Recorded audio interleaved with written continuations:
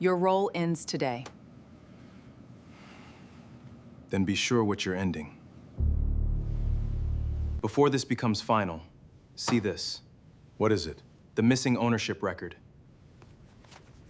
The controlling structure never changed. Then who controls it? That's what you should have asked first. John Johnson, 41, was the director of facilities and internal operations at a fintech tower in uptown Charlotte. Most people believed he was just Olivia Johnson's quiet husband kept close out of convenience, not competence. He drove an old Ford Fusion, repaired the office espresso machine himself, and ate cold sandwiches alone in the break room. What they didn't know was that John still held the final structure beneath the company's polished glass. So when Olivia smiled and fired him in front of the executive floor, John said nothing. He only tightened his fingers around the small security token in his pocket. If you're watching from somewhere in the world, drop your country and local time in the comments. I always like seeing how far these stories travel. And if you enjoy slow-burn twists like this, subscribe because the next part changes everything. John Johnson arrived at Red Line Transit Holdings every morning before the lobby screens finished loading the company logo. Another was the way he paused after stepping through the security gate. Not because he was tired, not because he was thinking about coffee, because he was listening. Buildings talked, not in words, in badge delays, in elevator timing, in cold air hitting one hallway harder than another, in door seals that shut too fast after hours. Red Line's headquarters stood in uptown Dallas, 12 floors of mirrored glass and dark steel. The lobby smelled like polished stone machine espresso and chilled recycled air. John crossed the lobby carrying a thermal cup and a folded overnight systems report. Navy jacket, pale gray button-down, dark slacks, work shoes polished but old. Two junior managers from Route Optimization came in through the revolving door behind him. One noticed John near the turnstiles. "Morning, John." John gave a small nod. "Morning." They kept walking. 10 feet later, one of them lowered his voice, but not enough. "That's Olivia's husband, right?" The other answered immediately. "Yeah, internal systems guy. Still here because of her, I guess." Small laugh. Then the elevator swallowed them. John kept moving. But he heard the sentence the way he heard everything else in the building. Not just the words, the assumption beneath them. Still here, because of her. "You're early," Marianne Holt said. "So are you." She smiled faintly. "That's because the company starts pretending around 8. He took the service corridor instead of the main hall and headed toward the control room on the first floor, where route monitoring, cold chain alerts, warehouse camera feeds, and internal access systems all converged. 3 monitors washed the walls blue. John set down his coffee and logged in. He cleared a refrigeration anomaly from Fort Worth, approved a maintenance note for a dock camera in Plano, reviewed 2 sensor faults from Amarillo. Then he opened the internal access audit. Most of it was ordinary. Warehouse gate entries, vendor scans, an executive elevator override at 6:11 a.m., 1 failed finance login after midnight. Then his eyes stopped. Archive support permissions had been probed at 11:42 p.m. through an executive routing channel that had no regular reason to touch legacy control files. No file had been opened, no document had been pulled, but someone upstairs had checked the path.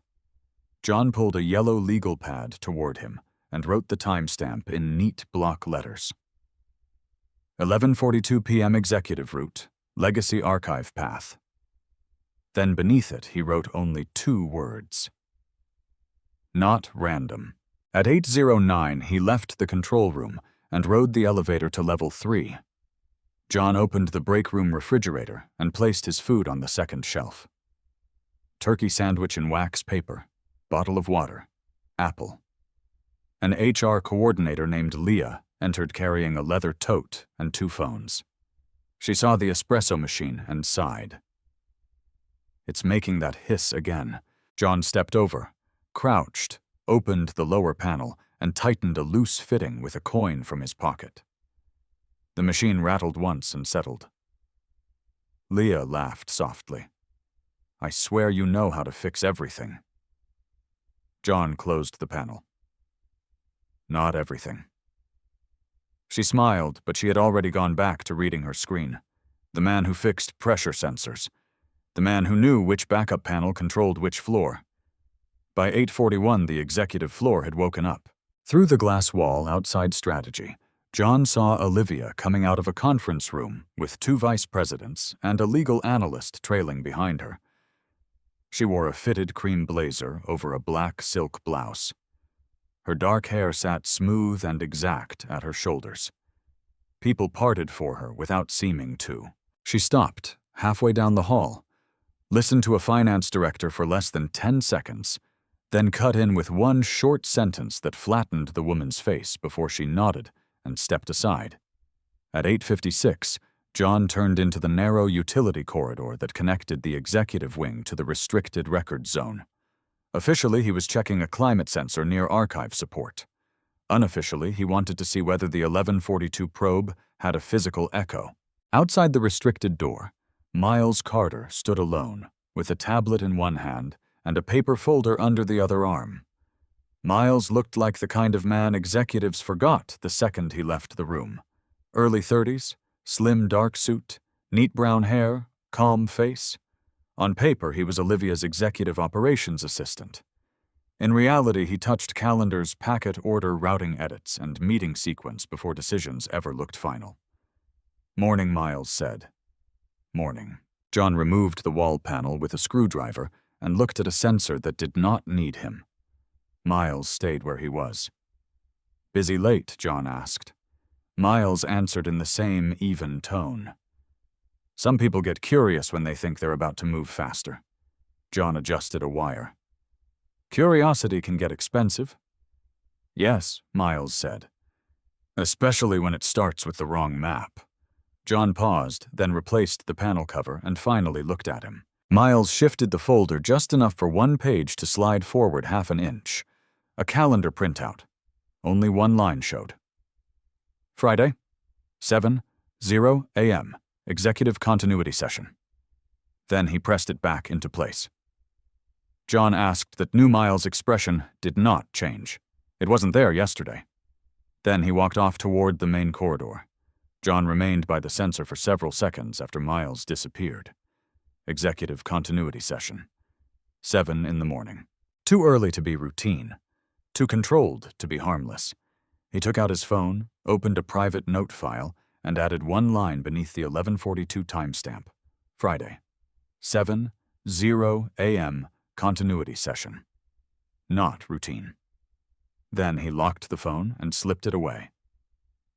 Something in the building had shifted, not loudly, not carelessly, precisely. And people only moved that carefully when they believed they were getting close to something worth taking. By 9:05, Olivia Johnson had already crossed 3 departments, cut 1 vice president off, in the middle of a sentence approved a revised growth presentation, and sent back a legal memo with 2 paragraphs marked for redraft. John knew none of that because she told him. He knew because buildings carried evidence in fragments, and he had spent too many years learning how to read them. Her heels had crossed the executive corridor twice before 8:30. The conference room beside Strategy had been reset earlier than usual. One of the executive elevators had been placed on restricted call service for levels 10 through 12, which meant somebody upstairs wanted fewer interruptions and more control over who arrived when. A courier envelope marked for governance had been rerouted through executive admin before reaching records. That mattered too. Companies lied in presentations. Buildings lied less. John spent most of the morning on level 5 reviewing a failed dock camera relay and signing off on a replacement part order for a freezer monitoring node in Irving. The tasks were ordinary. That was what made them useful. People left ordinary men alone. At 10:12, his phone vibrated once. No name appeared on the screen. Just a message. Moved to 11:15. Vale staying. John read it, locked the phone, and slipped it back into his pocket. That was Miles. Always short, never careless. The change mattered. If Harrison Vale was staying through 11:15, then whatever Olivia wanted from him had gone past routine alignment. Harrison Vale did not stay in any room longer than necessary, unless he believed more leverage could be extracted from the next 10 minutes. John tightened the last screw on the dock relay housing stood and wiped his fingers on a clean rag.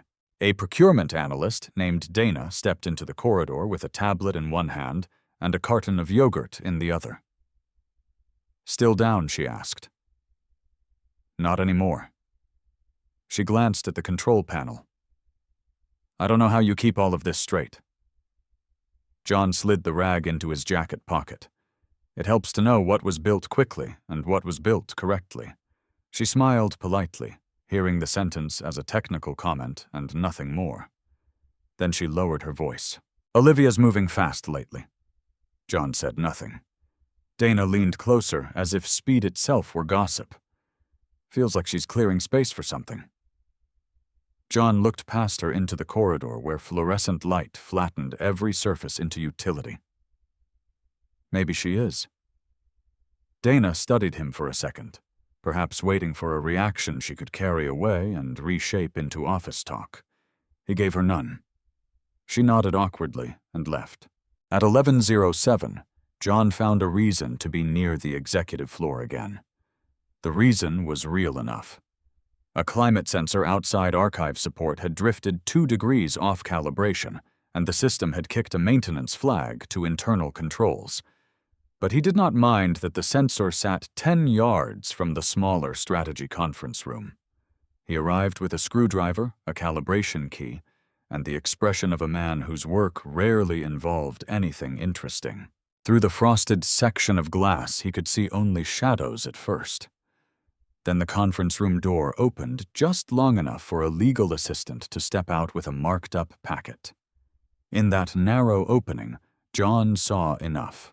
Olivia stood at the head of the table in a dark, charcoal skirt, and the cream blazer she had worn earlier. One hand held a remote. The other rested briefly on the table as she spoke. Harrison Vale sat 2 chairs from the end, broad shoulders settled deep into the leather chair, reading glasses low on his nose. 2 outside consultants were there as well, one from strategy integration and one from restructuring. Meredith Lane from Investor Relations sat near the wall, taking notes fast enough to matter. Miles stood by the side credenza with a tablet in one hand and a leather folio under the other arm. He looked like furniture. That was part of his value. John removed the climate sensor cover and adjusted nothing. Inside the room, Olivia changed slides. He could not see the title, but he recognized the geometry of what was on screen. Bars, comparative lines, risk colors, departmental cost framing. He had seen enough decks in his life to know the visual language of a room being prepared to dislike someone. Vale leaned forward slightly. That was the first useful thing John saw. Harrison Vale only leaned forward when he believed something might become either profitable or dangerous. Sometimes both. Olivia spoke. No words reached the corridor through the glass, but cadence did. She was not defending. She was directing. Each pause was placed. Each hand movement selected. She had always known how to turn a room before the room realized it was turning. Then the slide changed again. Less data this time. More text. One block near the bottom highlighted darker than the rest. Vale said something. Olivia answered without looking down. Meredith stopped writing for a second, then resumed. Miles entered one note, paused, then entered another below it. John kept one hand on the open sensor panel and watched through the narrow angle reflection offered him. Then Olivia changed the slide again. This one he understood without needing to see every word. A table, fewer columns, a recommendation line at the bottom. Vale's mouth shifted by half a degree. Not approval, interest. John felt something cold settle more cleanly into place inside him.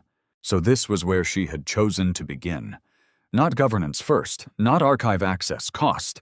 Make him look operationally expendable before anyone had reason to ask whether removing him changed anything more than a payroll line. It was efficient. It was clean. It was exactly the kind of sequence Olivia preferred when she wanted a room to believe its own conclusion had arrived naturally. The conference room door opened again. This time it was one of the consultant's blonde, expensive suit expression, too casual for the stakes. He nearly stepped into John's tool bag. "Oh, sorry." John moved it aside. "You're fine." The man glanced at the sensor. "Still working on that?" "Yes." The consultant nodded and walked toward the elevators with the distracted ease of someone who assumed service people never heard anything worth protecting. But the door did not seal instantly behind him. For 1 second, sound slipped through. Olivia's voice. Redundant layer. Then the seal caught. Silence returned. John remained crouched. Redundant layer. Not how she thought of him privately, perhaps, but exactly how she wanted Harrison Vale to think of him professionally. He finished recalibrating the sensor for real this time, replaced the cover, and headed for the service stairwell. At 11:24, his phone vibrated again. Your name came up 3 times. Severance language requested. Archive question not raised in a room. John read the message and leaned one shoulder against the cinder block wall of the stairwell. Severance language. That meant they were no longer discussing whether he should be removed. They were discussing how to make removal look disciplined rather than personal. Which meant Olivia had done more than criticize his division. She had already begun shaping the paper that would outlive the meeting. He typed back. Who requested it? The reply came less than a minute later. Olivia, Meredith drafting, Vale listening. John slid the phone into his pocket and stayed still for a moment longer. Below him, traffic noise filtered faintly through the stairwell's narrow, wired window. Somewhere on another floor, a metal door opened and shut. The whole building continued in its ordinary rhythm while 10 floors above a cleaner story was being written for what Olivia intended to do to him. At 12:10, John returned to the 3rd-floor break room and took his sandwich from the refrigerator. He sat at the far end of the long table beneath the vent that always blew too cold.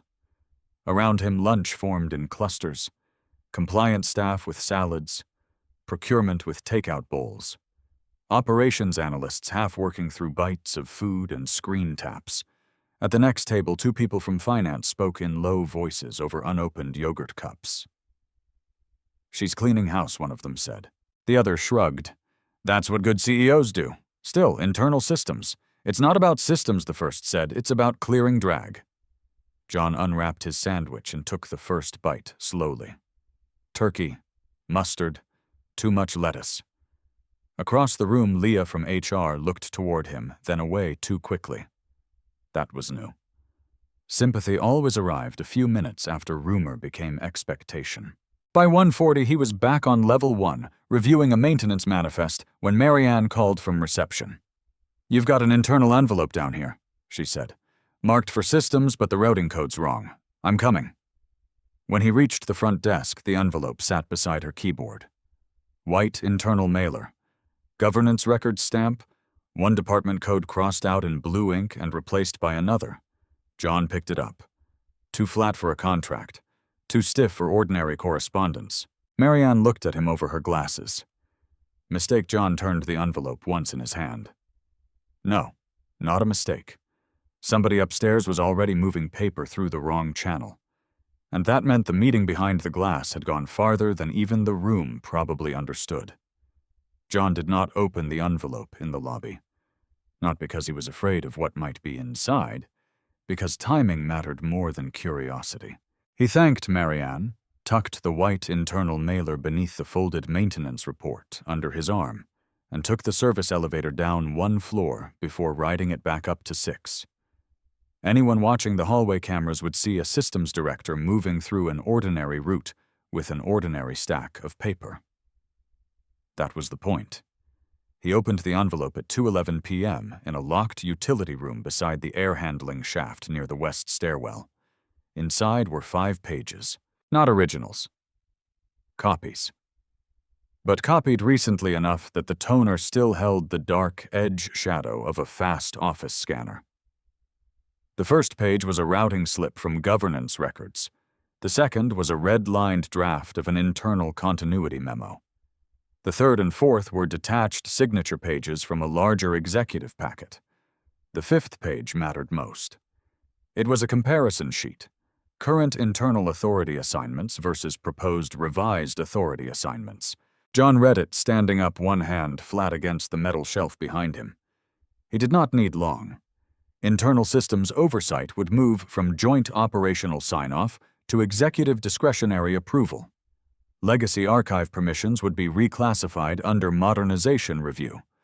Asset security escalation authority would be reassigned from internal systems to executive integration. The language was careful, clean, expensive in the way corporate language always became when it wanted to disguise intent behind polished abstraction. But stripped of polish, it meant one thing. Someone was trying to move him away from the doors before they changed what was kept behind them. He placed the pages back in order and read the routing slip a second time. The original department code had been GOV4. It had been crossed out in blue ink and replaced by SYS2. The handwriting was narrow, compressed upright. Not Marianne's. Not Meredith Lane's either. Could have been Miles. Could have been someone else. The question was not who wanted him to see it. The question was who believed he would not. He slid the pages back into the envelope and stood still long enough to slow his breathing. By 3 o'clock, the building had entered that strange corporate hour between urgency and performance. Meetings broke early. Hallway conversations grew quieter. People who had sounded certain before lunch started checking whether the room still agreed with them. John spent the next 40 minutes exactly where he was expected to be. He approved a replacement lock request for a records cabinet on level 4, reviewed a dock access ticket from Garland, cleared a false cold chain alert from a partner warehouse outside Arlington. Then, at 3:48, he went back up to the executive floor because the smaller conference room outside strategy had entered another service request. This one was real. The presentation panel on the wall was lagging during source switching. One of the outside consultants was still inside when John arrived, packing cables into a leather case with the distracted impatience of a man billing by the hour. "You with AV?" the consultant asked. "Internal systems." The man nodded once, already uninterested. Panel froze twice. John crossed to the wall, removed the housing cover, and checked the connection board. The issue wasn't the board. Someone had run a manual reset without completing the firmware sequence. Half-finished work. He had seen more of that lately around executive spaces, not in his own systems. Around them. Who used the room before this? John asked. The consultant slid a cable tie into his case. Strategy CEO, board chair, some investor relations person, I don't know. John did. He ran the reset properly and waited as the panel restarted. On the diagnostic screen, a list of recently mirrored devices flashed before the interface cleared. RJ CEO 01, HV board MCXEC A, Olivia. Harrison Vale, Miles Carter. John replaced the housing cover and tightened the final screw. So Miles had not merely stood in the room. He had mirrored a device into the system. That meant he had either needed a clean local copy of material being shown or wanted a parallel record before the official packet hardened into whatever version Olivia intended the board to remember. That mattered. When John stepped back into the hallway, he nearly ran into Olivia. She had removed the cream blazer. The black silk blouse remained sharp under the corridor light. Her expression was already arranged before her eyes reached his. That was one of the things that made her effective. She never allowed the first reaction to belong to someone else. "You're still up here?" she asked. John held up the screwdriver. "Service call." She glanced past him into the room. "That panel needs replacing. I don't want another delay tomorrow." Tomorrow. The word sat between them for one beat too long. He let it sit. "I'll put in the requisition," he said. Olivia's gaze rested on him with faint irritation, as if he were an object she kept finding in the wrong place. "You've been near the executive floor a lot this week."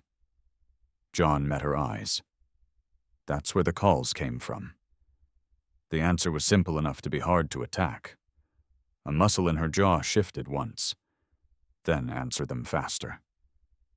She started to move past him, then stopped.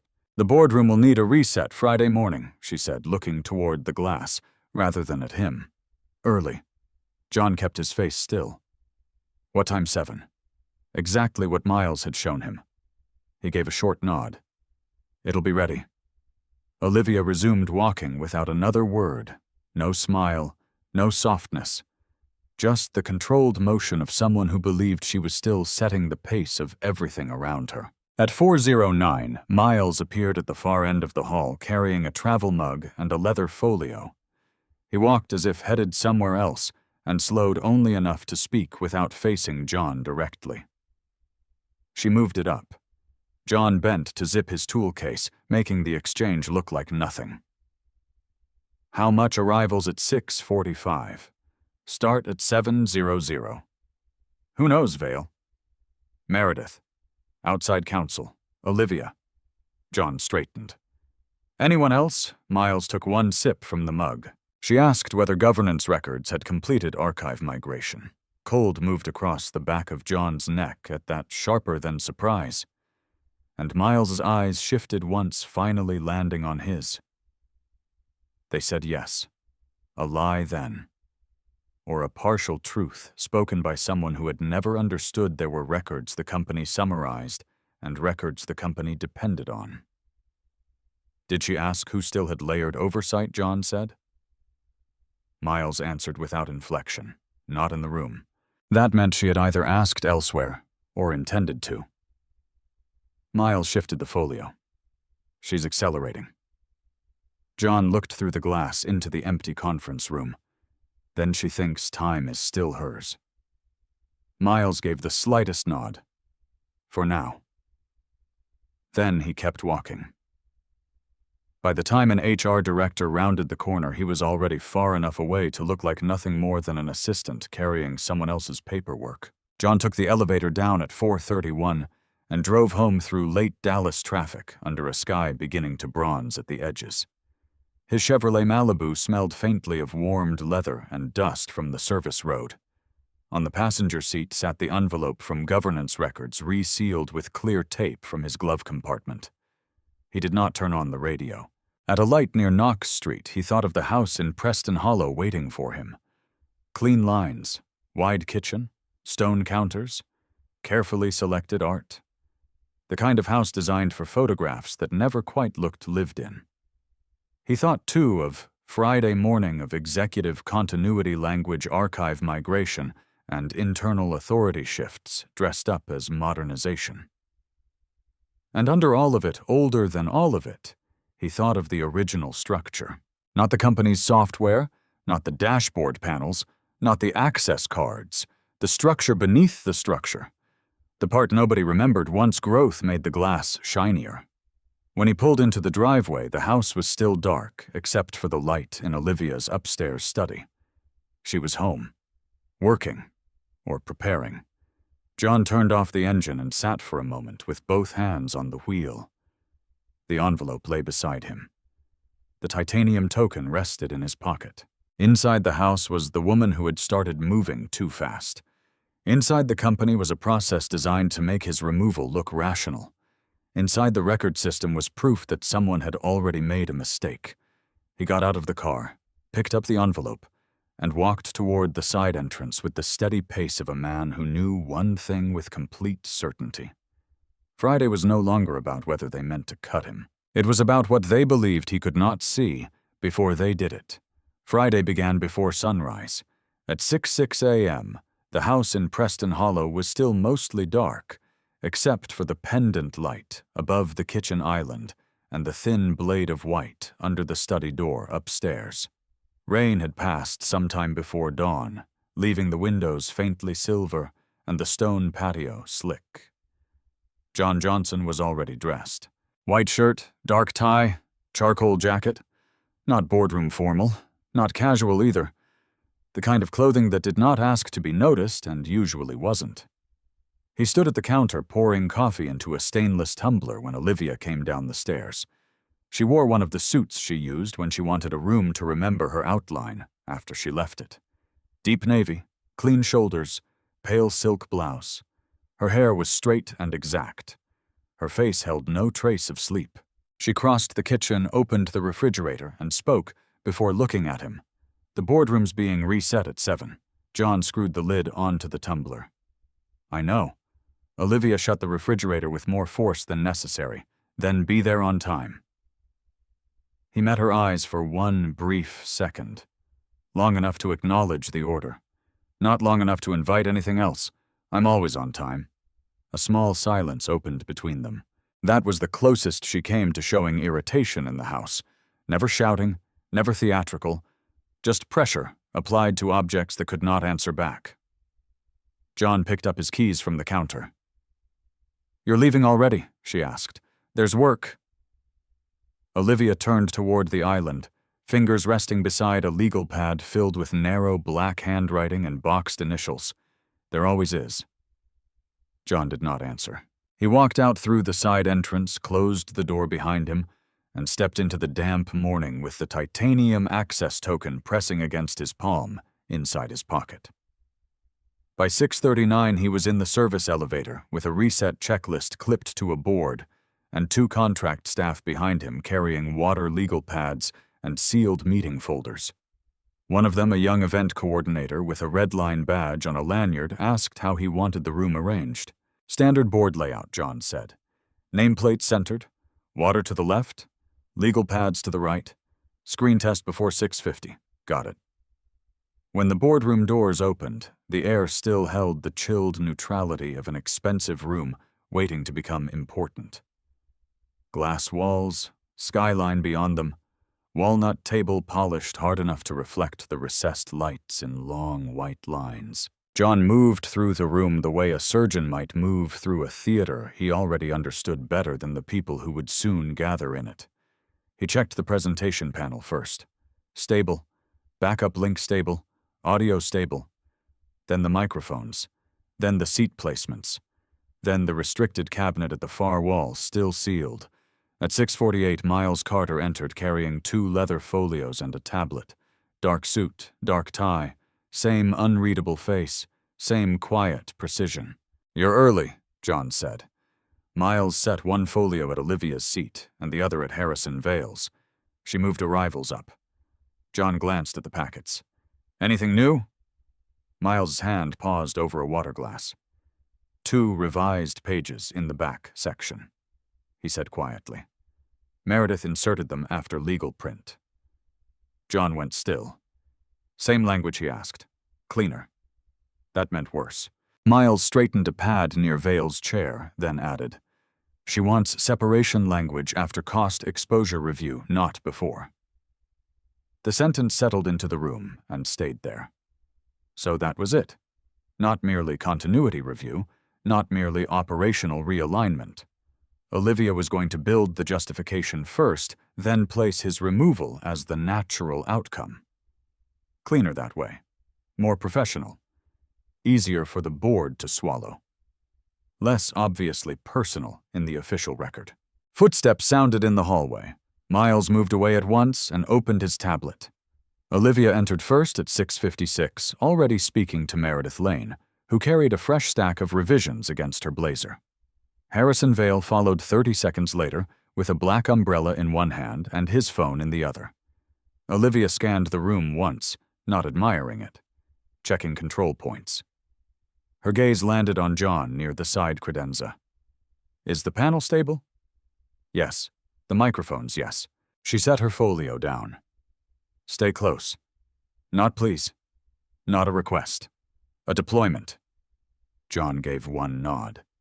At 7:02, the boardroom had filled. Vale at Olivia's right. Meredith 2 seats down. Outside counsel across from them. 2 consultants from executive strategy near the far end. Miles at the side station with the tablet. John near the rear access door under the pretense of systems standby. No one invited him to sit. That was expected. At 7:05, Olivia stood. No small talk. No warming sentence. She moved directly into the deck on the screen behind her. "Thank you for making time on short notice," she said. "This is a targeted executive continuity review tied to operational exposure, modernization, and future control efficiency heading into Q4. Exposure, modernization, control efficiency. Every ugly thing in corporations entered a room wearing nouns first." She clicked the remote. The first slide showed overhead patterns, staffing layers, infrastructure cost clusters, compliance bottlenecks, all real numbers, all arranged to point toward one conclusion. John watched Harrison Vale instead of the screen. The older man leaned back at first, arms folded, expression flat. Then Olivia changed slides. Internal systems cost concentration, legacy control drag, asset security redundancy. Not false, never entirely false. That was why it worked. The best boardroom knives were always sharpened on facts before they cut with interpretation. Olivia spoke with the rhythm of someone who had rehearsed every silence. She did not rush. She let each figure settle just long enough for the room to begin forming her conclusion before she confirmed it for them. At 7:19, she reached the slide John had expected. Operational redundancy and executive misalignment. There it was. Clean white background, dark blue type, 3 bullets, 1 recommendation line at the bottom. She did not look at him when she said his division name. She looked at the board. That was intentional too. The humiliation would land harder if she made him administratively irrelevant, before she made him personally removable. Vale lifted his pen and tapped it once against the folder. "Recommendation," he asked. Olivia clicked again. A summary sheet appeared. Transition plan, interim oversight reassignment, severance line item, and beneath it, role elimination effective immediately. The room tightened. Not loudly. Boardrooms rarely did anything loudly. Meredith shifted. One consultant looked down to hide interest. Outside counsel turned a page, as though this were ordinary weather passing through an expensive morning. Miles kept typing. Olivia finally turned toward John. "There is no strategic reason to preserve redundant leadership where modernization has already outgrown legacy resistance," she said. The wording was for the room. But the smile that followed was for him. Small, polished, controlled. That made it worse. John felt the shape of the titanium token press into his palm inside his pocket. Cool edge, familiar weight, silent proof. He did not move. Vale looked from Olivia to John. "You want this handled now?" "Yes," Olivia said. No hesitation, no effort to soften it. She picked up the printed termination packet Miles had placed near her seat and stepped around the table. Her heels crossed the carpet without sound. Then she stopped in front of John and held out the papers as though she were offering a routine signature and not an erasure. "John," she said, her voice smooth enough to pass as professional concern, "this is the cleanest path forward." He looked at the packet, then at her, then at the board behind her. No anger showed on its face, no pleading either. Olivia kept smiling. That was her mistake. John took the packet from her hand, glanced at the first page, then reached to the lanyard clipped beneath his jacket and removed his building badge. He placed it on the table beside the water pitcher. The sound it made was small, but in that room it landed like a line being drawn. For 1 second, nobody in the boardroom moved. It was not a loud second. No gasps, no chairs scraping, no dramatic muttering. Rooms like that were built to swallow noise, but they were not built to swallow refusal. Olivia's hand remained extended in the empty air where the termination packet had been. The smile stayed on her face because she had trained herself for years never to lose expression before she lost position. "You'll need the access token too," she said. Still smooth, still controlled, still trying to turn the moment back into procedure. John stood where he was, one hand resting near the packet, the other still inside his trouser pocket, around the titanium token. "No," he said. That single word changed the room more than any raised voice could have. Harrison Vale leaned back by less than an inch, which for him was almost theatrical. Meredith Lane stopped moving her pen. One of the consultants lifted his head with open interest before catching himself and looking back down at the folder in front of him. Olivia's eyes held on John's face, searching for something she could still name.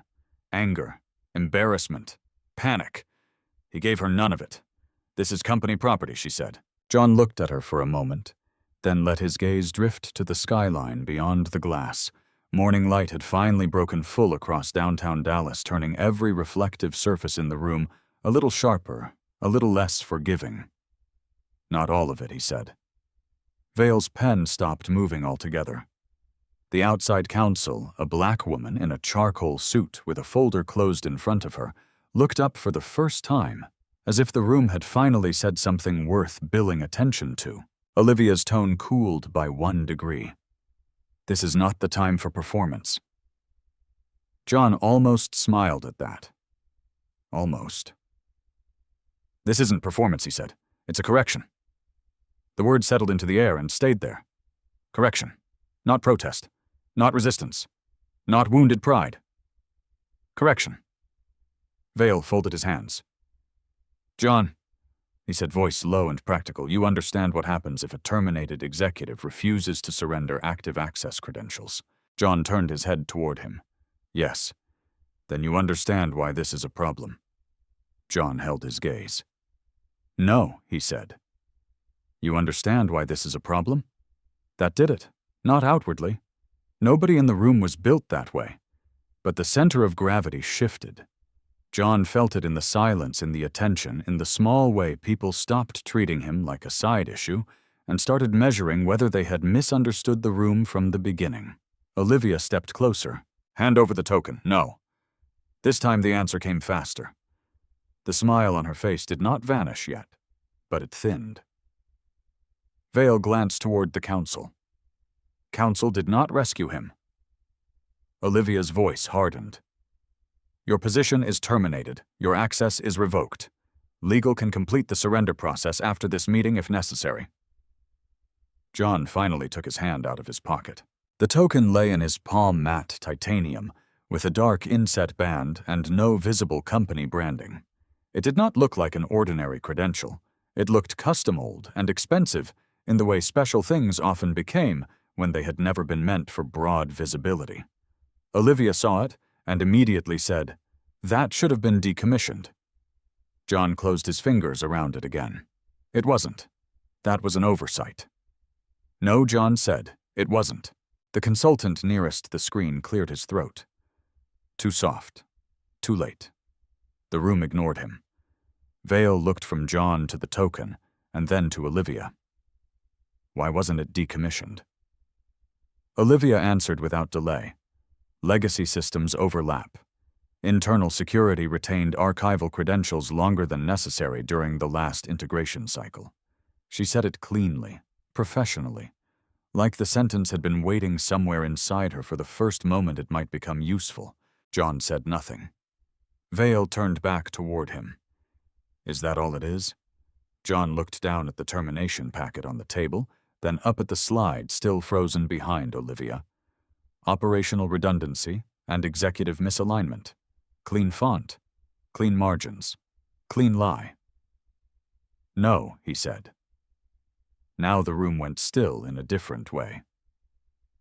The outside counsel opened her folder for the first time. Olivia folded her arms. Then explain it? John could have. He could have opened the entire structure right there. The control layers, the old filings, the founder contingencies, the distinction between executive visibility and beneficial ownership. He could have cracked the room wide open. But not yet. Not before they took one more step on their own. He looked at Olivia. "You're early." Her eyes narrowed. "For what? For making this formal?" Vale's attention sharpened. John continued before she could redirect it. "You moved continuity language behind cost exposure," he said. "You revised authority framing before archive confirmation. You built severance optics into the packet before the room agreed on what exactly was being removed." Meredith Lane's pen stopped in her hand. The consultant nearest her looked up.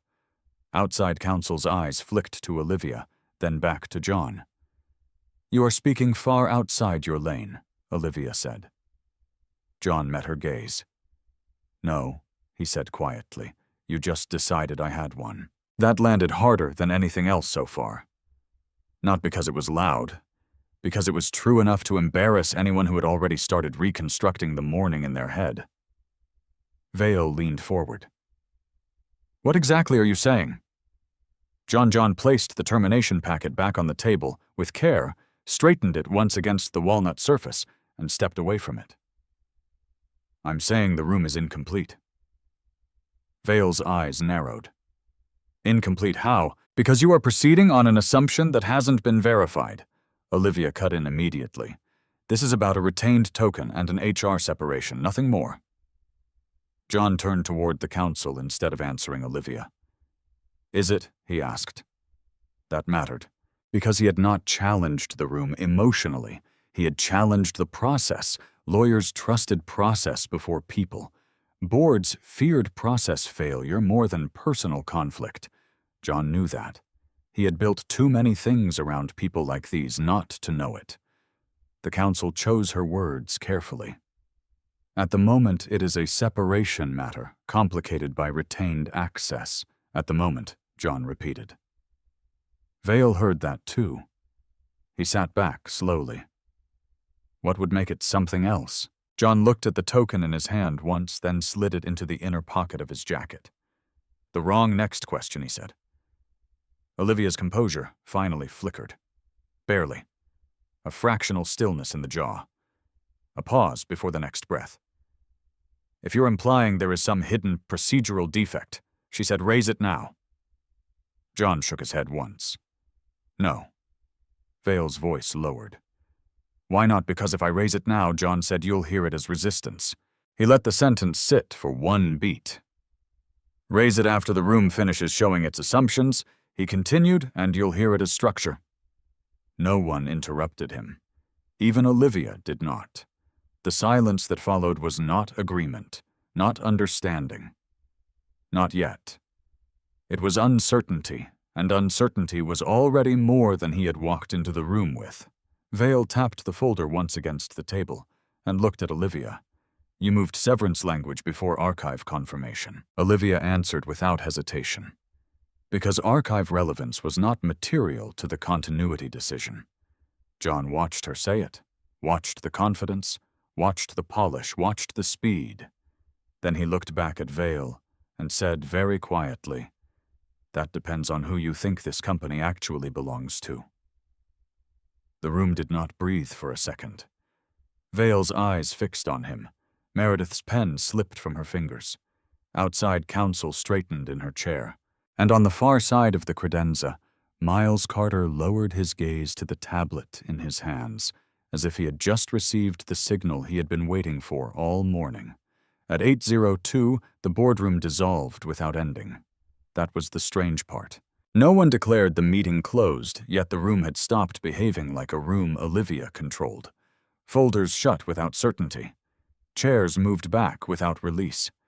Harrison Vale left first, outside counsel beside him, and Meredith Lane followed with her legal pad clutched too tightly against her chest. John left through the service corridor with the termination packet under his arm, his badge gone, and the titanium token inside his jacket. The elevator dropped to level 2 in 12 quiet seconds. In those 12 seconds, his phone vibrated twice. He did not check it until he stepped into an empty copy room behind procurement. The first message was from Miles. "You were right. Vale wants a document review before noon." The second came 20 seconds later. She asked records again. Found her archive path this time. John read both. Then he locked the phone and slipped it away. Found her archive path. Not general governance files, not continuity support, not executive records. The wording mattered. Olivia was no longer pushing blindly through continuity language and severance framing. She had realized there was something older under the structure she could see, and now she was trying to reach it before anyone else understood the question she was actually asking. That meant two things. First, Miles had chosen the right moment to start showing his hand. Second, the window for patience was narrowing. At 8:19, John stood in the lower parking garage near the reserved executive spaces when Miles came down through the south stairwell. Dark suit jacket unbuttoned, tie loosened slightly, leather folio in one hand, phone in the other. He crossed the garage without hurry. "Vale wants the revision sequence," Miles said. John nodded once. "And Olivia. She wants archive confirmation before he sees anything else." John looked toward the bright wedge of daylight at the garage entrance.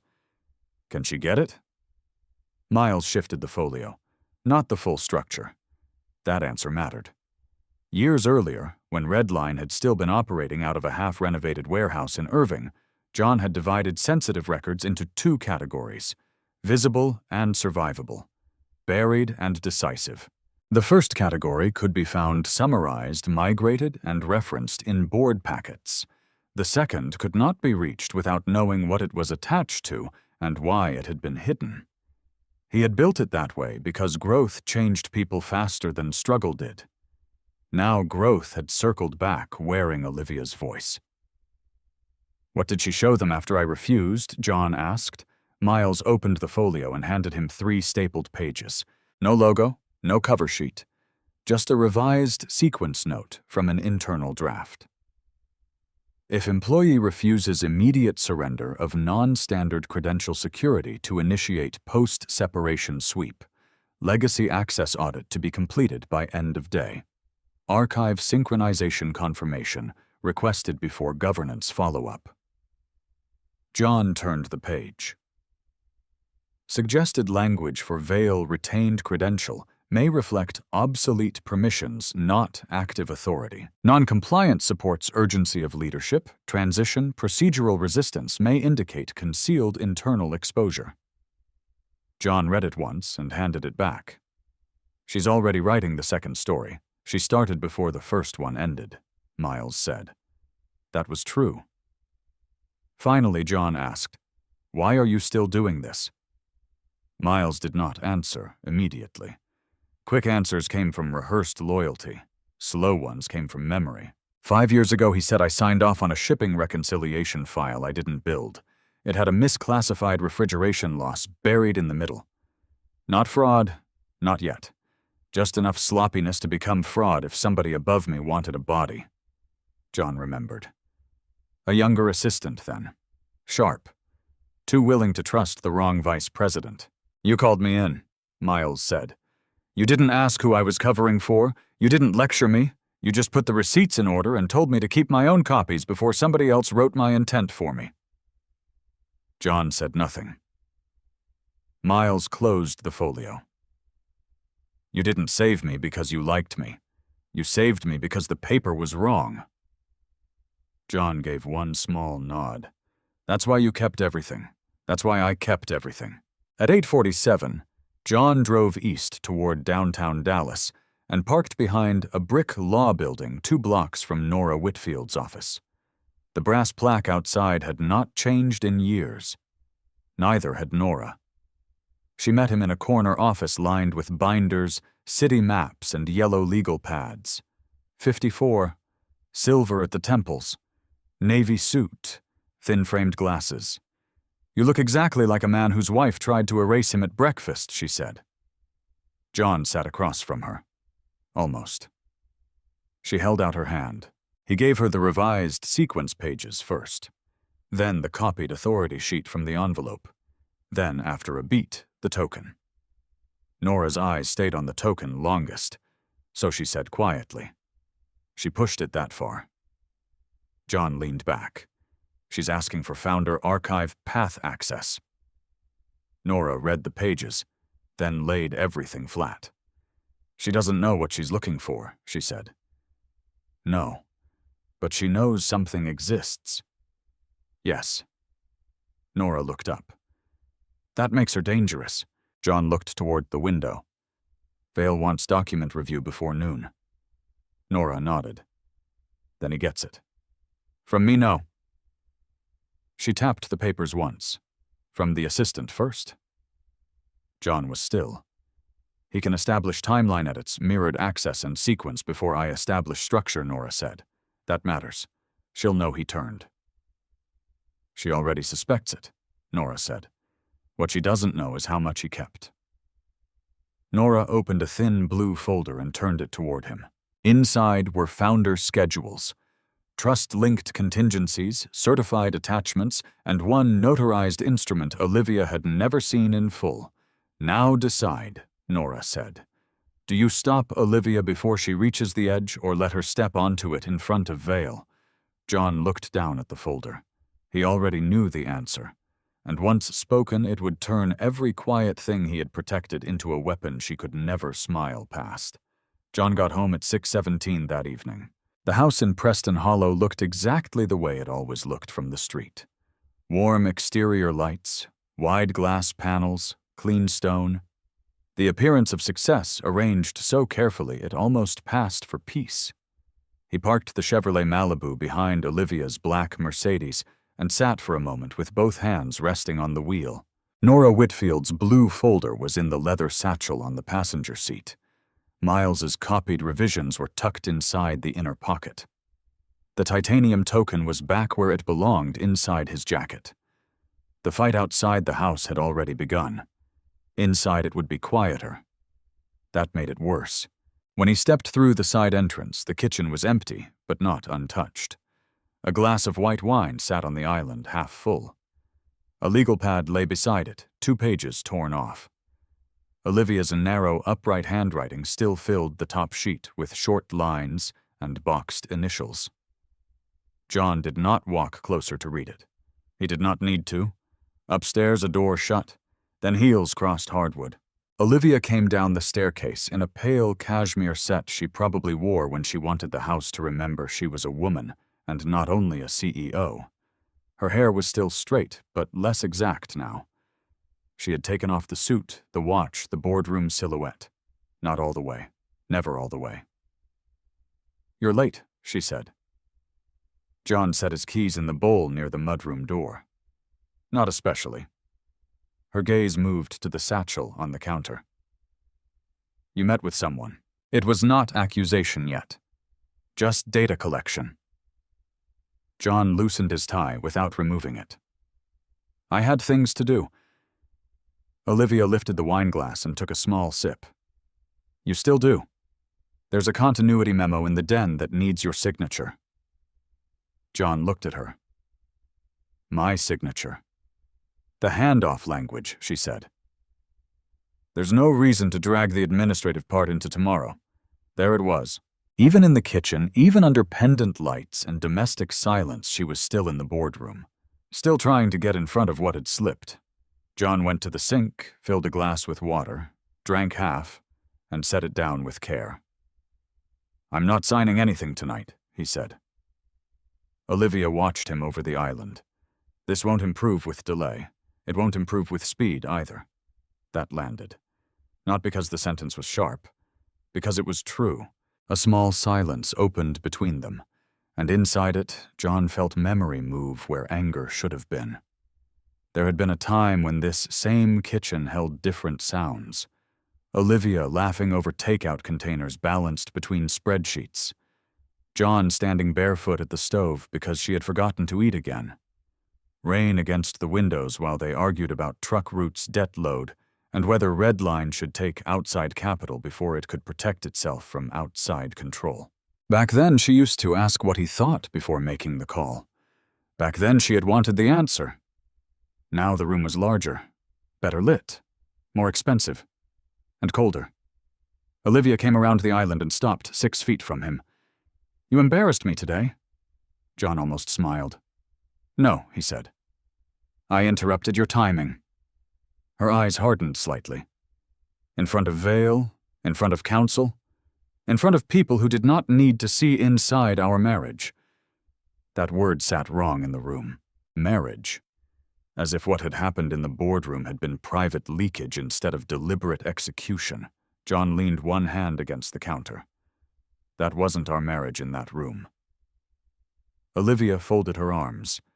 It became our marriage the second you turned a routine separation into resistance. Again, the same blind spot. He studied her for a moment, not her beauty exactly, though it was still there, sharpened now into something more formal than warm. He studied the discipline in her posture, the refusal to yield uncertainty, even here, where no board watched her and no investor would ever know. "You really think that's what happened?" he said. Her expression did not change. "I think you are making a procedural issue look larger than it is." John nodded slowly. Then he reached into the satchel, removed one copied page from Miles's file, and set it on the island between them. Not the whole packet, just one sheet. Suggested language for Vale. Olivia's eyes dropped to it, then lifted again. For the first time all evening, she did not speak immediately. She read the lines without touching the paper. Retained credential may reflect obsolete permissions, not active authority. Non-compliance supports urgency of leadership transition. Procedural resistance may indicate concealed internal exposure, not her handwriting, but her strategy. "You shouldn't have that," she said. John gave a quiet exhale. I keep hearing versions of that sentence. She did not deny the page, did not ask where he got it. That told him enough. Olivia picked up the sheet with 2 fingers, read it again more carefully, then laid it back down. "You're proving my point. About what?" "That you've been collecting things instead of cooperating." John looked at her as though the answer stood somewhere behind her shoulder. "No," he said. "I've been collecting proof while you've been collecting language." That struck harder than he expected. Not because she looked hurt, she didn't, but because her face became still in a different way, the kind of stillness people found when an old habit was finally described from the outside. She turned away first and walked toward the wine glass but did not lift it. "You've been preparing for this." John did not answer, because yes had too many meanings. Yes, he had preserved structures long before this week. Yes, he had kept copies. Yes, he had watched Redline change under her hand and said less than he knew. But no, he had not spent his marriage designing this exact collapse. That would have been simpler, cleaner. The truth was heavier. He had spent years hoping she would stop before she crossed lines she no longer recognized. "You could have talked to me," Olivia said. John looked at her, not coldly, not cruelly, just clearly, about what he asked. The severance language, the archive path request, the authority revisions moved behind continuity. She turned back toward him. "You still don't understand the position I'm in." John met her eyes. "I understand it perfectly." Her chin lifted slightly. "Then understand this. Companies don't survive by sentiment. They survive by speed, clarity, and control." There it was. Her truth. John remembered a small warehouse office in Irving 12 years earlier, Olivia sitting cross-legged in a desk chair at 1 a.m, telling him she never wanted to become the kind of executive who confused force with leadership. He remembered believing her. He remembered loving that she could say it and mean it then.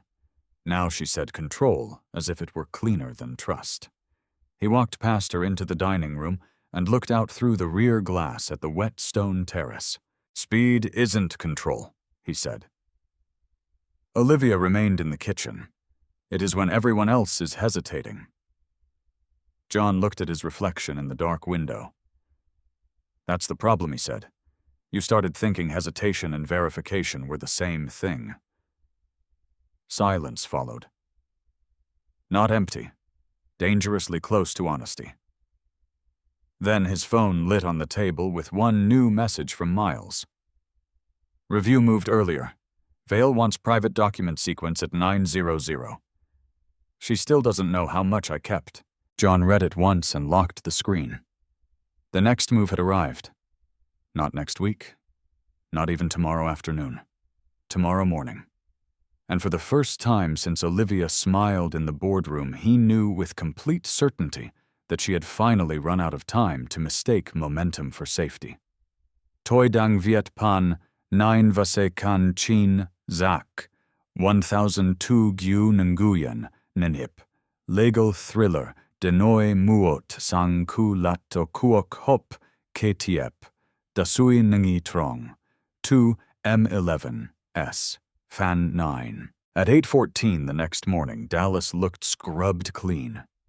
Rain was gone. Glass towers caught pale light. Traffic moved in silver lines as if the city had agreed to behave for 1 hour before ambition returned. John parked 1 block from Nora Whitfield's office instead of directly outside it. Habit, not fear. He watched 2 men in dark suits cross toward a bank building with paper cups in their hands. Then he picked up the blue folder, checked his phone once, and got out. No new message from Miles. That meant one of 2 things. Either nothing had changed since last night, or everything had changed too quickly to write down. Nora was already waiting. Jacket off. Sleeves rolled once. A yellow legal pad sat on the desk beside Founder, schedules, trust attachments, authority maps, and 1 chart drawn by hand.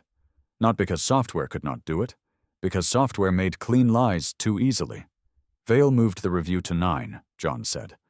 I know, Nora said. He looked at her. She lifted 1 brow. You are not the only person in Dallas who owns a phone before breakfast. John sat. Nora turned the chart toward him. At first glance, it looked simple. Boxes, arrows, dates, signatures. But simplicity was the trick.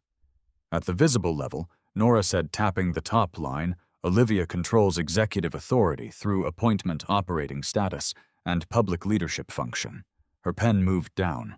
At the underlying level, beneficial control remained tied to founder protections, trust-linked contingencies, and retained approval architecture. John knew that. But he still listened. Because hearing truth arranged cleanly before a fight mattered almost as much as having it. Nora tapped the center. The board thinks authority is vertical, she said. CEO chair legal division heads. Her pen moved sideways. What they do not understand is that your structure was conditional. Olivia can run the company. She cannot redefine the underlying control instruments without tripping protections she assumed were dead paper. Can Vale understand this in 15 minutes? John asked. No, Nora said. But he can understand enough. She slid over a second document. A photocopy of a trust-linked control schedule with a notarized attachment John had not seen in nearly 4 years. Show me the trap, he said. Nora leaned back. The trap is procedural overreach. If Olivia merely wanted you gone, she could have isolated you, built a narrative, maybe even settled quietly. But she moved continuity language, archive access, and authority reassignment in the same sequence. That sequence matters. She touched too many layers at once, John said. Yes, because she thinks speed hides intent. Nora nodded. And because she assumed nobody left in the building knew the difference between legacy systems and protected structure. John looked through the window. I want Vale to hear it from Miles first, he said. Still, yes. Why? Because if I step in too early, Olivia turns it into a private conflict between spouses. Nora's eyes narrowed slightly. And if Miles steps in first, he makes it procedural, timelines, edits, mirrored devices, archive requests. He makes it a records problem before it becomes a control problem, good Nora said. Then she added, and you understand what that costs him. John did. The second Miles moved openly, he stopped being an assistant and became a witness. He understands it too, John said. At 8:41, John's phone vibrated. Miles, review shifted. Conference B, not boardroom. Vale, Meredith, Olivia, outside counsel. Records mismatch delayed them. I have 4 minutes. John looked up. Nora was already reading his face. Conference B, he said. Smaller room. Good, less theater. Less space to hide. She reached for her jacket. John remained seated for 1 moment longer. If he gets cornered before we arrive, then he says less, not more. Timeline only. No theory. No ownership language. Let them ask the wrong question first. That was why John trusted her. Because she respected sequence. By 8:52, they were in her car heading toward Uptown. Nora drove herself. "You're quiet," she said. "I'm thinking. Don't." He looked at her. She kept her eyes on the road. Thinking is useful before a move. After the move starts, it turns into nostalgia. When they reached the tower, John did not use the lobby. He entered through the side security door near shipping. They took the service elevator to level 11. At the executive corridor, Miles was waiting near the copy alcove with a folder under one arm and a disposable coffee cup in hand. He did not look relieved to see them. "Vale is impatient," Miles said. "Olivia is pretending she is not." Nora stepped closer. "What has he heard so far?" "Only that records found a synchronization discrepancy tied to founder archive routing," Good Nora said. "He still thinks this is administrative." Miles looked at John. "She asked whether you retained any unauthorized copies, and I told her I do not answer speculative questions without document scope." Nora nodded once. "Good answer." Miles handed John the folder. Inside were 3 pages. A records request noting archive mismatch, a mirrored device log from the smaller strategy room, a revision sheet showing packet edits by timestamp. "My copy," Miles said. Nora read the top page quickly and closed the folder. "Vale sees timeline first, then discrepancy, then mirrored access. If Olivia interrupts, let her. It makes her urgency visible." John looked toward the frosted glass at the far end of the hall. Conference B, smaller than the boardroom, less room to hide behind polished distance. Miles lowered his voice. "She thinks this is about document custody." John met his eyes. "It is. Just not in the way she means." They moved down the corridor together, staggered enough to keep the cameras from reading intent too clearly. Nora first, then Miles, then John. At the door to Conference B, Miles stopped. "One more thing," he said. John waited. "Vale asked why you did not surrender the token if this was all procedural." John's eyes settled on the brass room number, and Miles held his gaze. "I told him maybe the token was not about entry." A small silence passed. Then John asked, "What did he say?" Miles answered with one sentence. He asked what it was about. Inside the room, a chair scraped softly against the floor. Someone had stood up. The next move was no longer approaching. It had reached the handle. Conference B was smaller than the main boardroom by nearly half. That mattered. Smaller rooms left less space for momentum, less space for performance, less space for people to hide inside the shape of a formal meeting. By the time John stepped in, Olivia was already standing near the far end of the table, with one hand resting lightly on the back of a chair. Harrison Vale sat to her right. Meredith Lane had a legal pad open in front of her, 3 pages deep already. Outside counsel sat across from Vale with a folder closed but ready. No screen was on. No deck glowed behind anyone. That meant this was no longer narrative management. This was containment. Olivia's eyes found John first. Not surprise. She had expected movement. She simply had not expected him to enter with Nora Whitfield 2 steps behind him, and Miles already inside the room near the wall, with a document folder in hand. For the first time since the boardroom, her control had to reorganize itself in public. Who authorized this, she asked.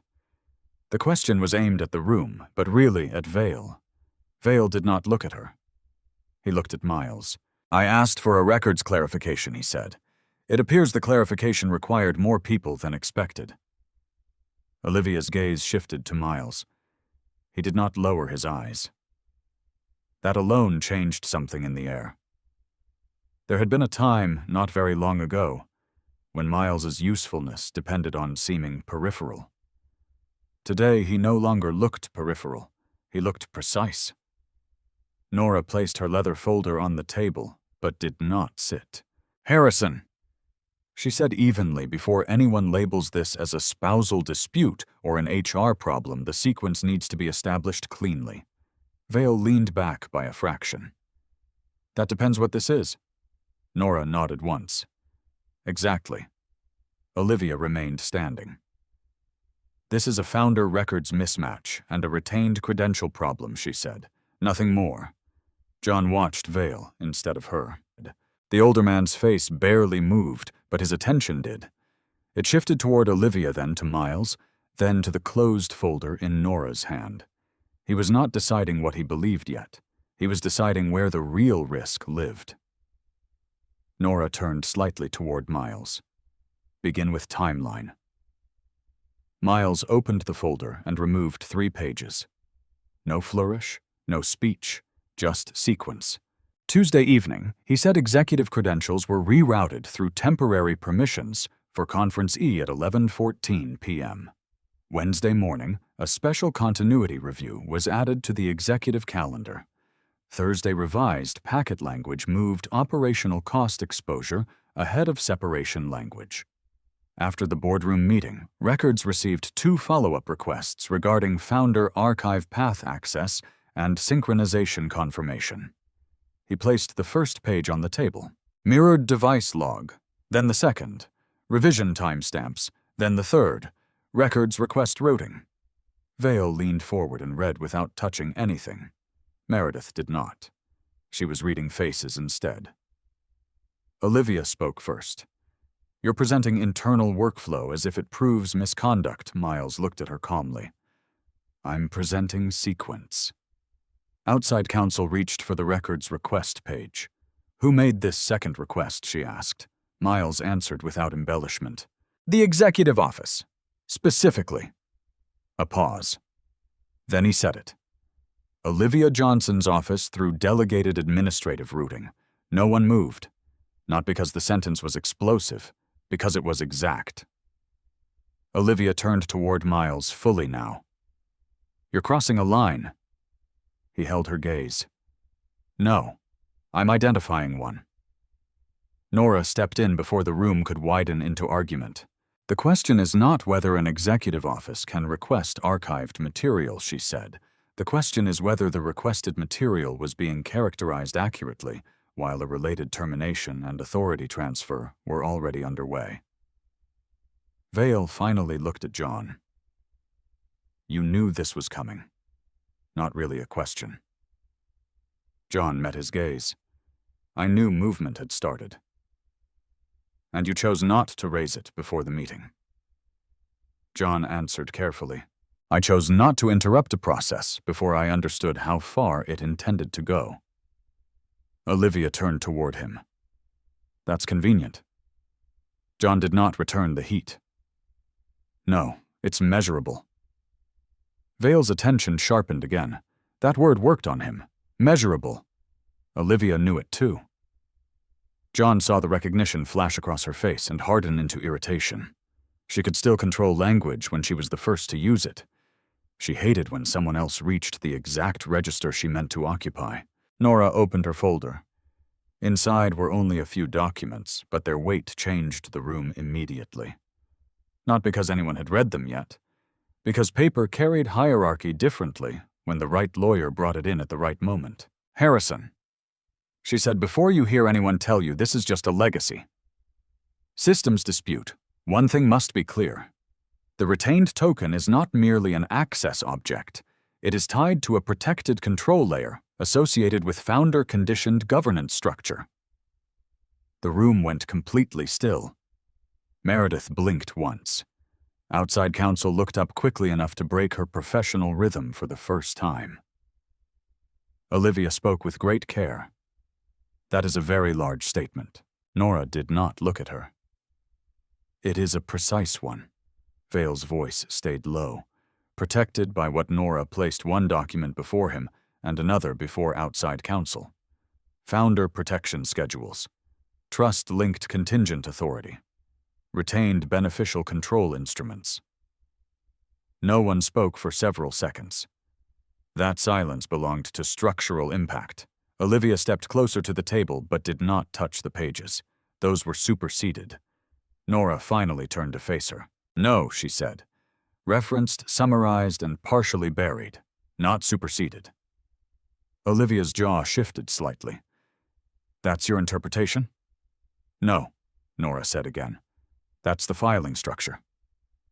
John watched Vale read. There was no panic in him.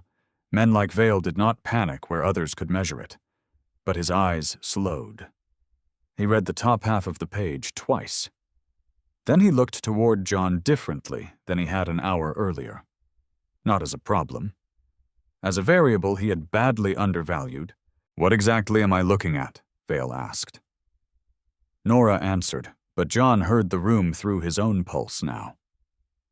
"You are looking at a control framework under which executive operation and beneficial ownership were never identical," she said. "You are also looking at evidence that recent attempts to reclassify oversight, archive scope, and separation procedure were moving toward that framework without acknowledging it." Olivia's voice came flatter. "You're implying intent." Nora shut that down at once. "No, I'm establishing exposure." That was the word. Exposure. Olivia had used it to frame John. Now it had come back wearing a better suit. Vale set the page down and looked at John. "Beneficial ownership," he said. Yours, John, did not answer immediately, because this was the line. Once crossed, nothing could be reduced to HR language again. Caleb stood still at the wall. Meredith's pen had stopped moving. Outside counsel had both hands on the page now. John finally said yes. Nothing exploded. That was the strange part. Rooms like this did not shatter when truth arrived. They compressed around it. Every person inside redrew position all at once and pretended they had always been close to the right answer. Olivia looked at him, not with open shock. She was too trained for that.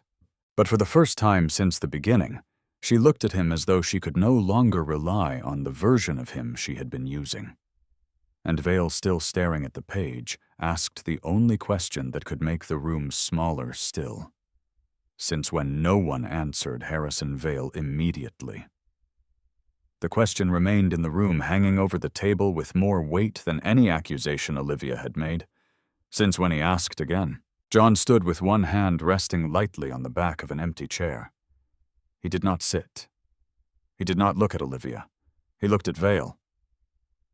"Since before Redline moved into this tower," he said. Meredith Lane let out a breath she had probably meant to hide. Outside counsel turned one page in the founder packet, then another with care. Olivia spoke first. "That's impossible." John looked at her then. Not coldly, not triumphantly. Just without permission. "No," he said. "It was simply never important for you to see." Vale's eyes moved from John to the notarized attachment. "Explain the structure," Nora Whitfield answered before Olivia could reclaim the tempo. John Johnson retained beneficial control through founder-linked trust instruments and contingent governance protections established during the company's early formation. Executive authority was designed to operate publicly above that structure, not replace it. Olivia folded her arms. "That is an interpretation." Outside counsel looked up from the page. "Not if the filings validate." "They will," Nora said. No one spoke for several seconds. John felt the room compress around the truth. The air did not explode. It tightened. Every person inside began recalculating what they should have known and what they had missed. Vale turned toward Miles. "You preserved the revision history?" "Yes." "The mirrored device logs?" "Yes." "The archive requests, yes." Miles said each answer the same way. Flat, clear, perfect for evidence. Vale nodded once. "Read the revision change." Miles lifted the top sheet. Original draft language described the retained credential as a non-standard legacy access item subject to deactivation review, he said. Revised language inserted Thursday at 6:43 a.m. changed that to obsolete permissions artifact with no active governance significance. He turned the page. A second revision at 7:01 a.m. added suggested talking points describing resistance to surrender as evidence of concealed internal exposure. He turned one more page. A third revision at 7:17 a.m. linked archive synchronization to continuity recommendations, while separation language remained active. Vale looked at Olivia. Her face stayed composed, but her stillness had changed. She was no longer holding the room. She was holding herself inside it. That language came from where Vale asked. Olivia answered before Miles could. Administrative drafting. Clarifying risk framing. Miles set one more page on the table. Comment trails, user initials, mirrored access. Vale read it and went quiet. Meredith spoke. This does not prove intent. Nora answered at once. It proves sequence. Intent is what sequence starts to suggest when every change moves in the same direction. Olivia's voice flattened. You are building drama out of internal workflow. John looked at her. No one else might have noticed it, but he did. She was no longer speaking to control the room. She was speaking to stop it from leaving her. Outside counsel placed both hands on the packet. If the control framework is valid, she said carefully, then any transfer language tied to contrary assumptions may already be exposed. Nora corrected her without raising her voice. Already is. Vale leaned back slowly. That was the first outward sign that he understood scale. Not a policy problem, not an ugly separation, board exposure. He looked at John. Beneficial owner, he said. You? John answered with one word. Yes. The room did not shatter. Real reversals rarely sounded like thunder. They sounded like paper being understood too late. Olivia turned toward the documents without touching them. These protections were never part of active executive governance. No, John said. They were beneath it. Vale's jaw shifted once. And the board never knew. John held his gaze. The board never asked the right question. Meredith looked down. Miles remained still. Outside counsel read faster now. Olivia finally said, If this was real, why hide it? John answered immediately. Because power attracts the wrong kind of loyalty. For the first time since the meeting began, nobody interrupted him. He continued. You wanted the company to grow. Investors needed a face, clients needed one, media needed one. You were excellent at that. But structure is not spotlight. The part that survives ambition usually lives somewhere quieter. Olivia's eyes sharpened. So you let me build the public company on top of something I didn't control. John did not flinch. I let you run the part you were meant to run. Vale lifted a hand just enough to cut through the next sentence before it could form. Enough? He looked toward outside counsel. Recommendation. She closed the packet and chose each word with care. Immediate pause on all separation action involving Mr. Johnson. Immediate freeze on authority transfer archive review and continuity execution tied to the current sequence. Formal governance validation before any further executive movement. Vale nodded once. Then he looked at Olivia. No heat, no lecture, just institutional distance. From this point forward, nothing moves without review. Olivia held his gaze. On what basis Vale touched the page with one fingertip? On the basis that you initiated executive action under materially incomplete control assumptions while related documents were being revised in a direction favorable to that action. Outside counsel added, I also advise temporary restriction of executive authority pending validation. Now, Meredith looked up sharply. Olivia did not. She only asked, You support that counsel answered carefully. I support temporary restriction. John watched Olivia absorb the words. No outburst, no visible fracture. But the room no longer moved when she did. Vale rose first. Everyone else followed the motion. He looked at Nora. You stay. Then at Miles. You too. Then at John. No one speaks outside this room until review is complete. John gave one small nod. Vale's eyes shifted back to Olivia for the last time, and when he spoke again, his voice was low enough to make the silence bend around it. You smiled too early. The smile disappeared first, not all at once, not like a mask falling away. It died in layers. First at the corners of Olivia's mouth, where confidence had held longest. Then around the eyes, where calculation had always moved faster than warmth. Then in the stillness of her face itself, which no longer looked like control, only effort. John saw all of it from 3 steps away and felt nothing close to triumph. That surprised him less than it should have. He had once imagined that if this day ever came, he would feel a clean, private satisfaction. Something sharp. Something earned. Instead, he felt the same thing he felt when a load-bearing beam cracked after years of hidden stress. Certainty, yes, but also disappointment. The heavy kind. The kind that arrived when collapse confirmed what patience had known too early. No one in Conference B spoke for several seconds after Harrison Vale's last sentence. You smiled too early. The words stayed in the room like a door locking somewhere deeper in the building. Vale was the first to move. He did not sit back down. He remained standing with one hand resting on the table, eyes on Olivia, posture loose only in the way powerful men became loose when a decision had already hardened inside them. John stayed where he was, one hand lightly on the empty chair. No performance, no claim, no need. The documents had already done what his voice never could have done alone. Olivia did not lower her eyes. That mattered. Even now, under the sudden weight of the truth, she refused visible surrender.